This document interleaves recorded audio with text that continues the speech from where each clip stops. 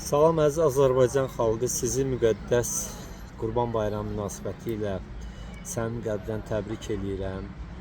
Sizə uca Allahdan uzun, xoşbəxt, sağlam ömür arzulayıram.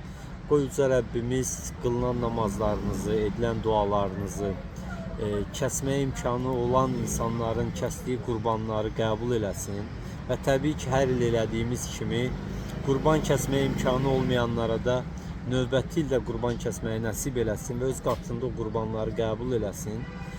Gün o gün olsun ki, Azərbaycan xalqı qurban payı gözləyən yox, dünyaya qurban payı verən xalqlardan olsun. Yəni o qədər ruzimiz, bərəkətimiz artsın ki, biz artıq qurban əti verməyə insanlar axtaraq ki, görəsən bunu hara verək.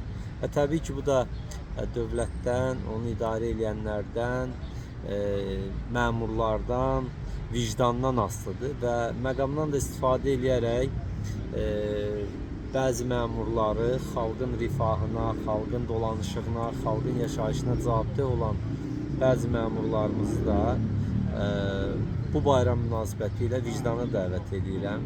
İnsanların halını anlamağa dəvət edirəm. İnsanların içinə çıxmağa dəvət edirəm. Onlarla bir maraqlanmağa dəvət edirəm. Bir maraqlanın, görün insanlar nə yeyir, nə içir, necə dolanır, necə yaşayır.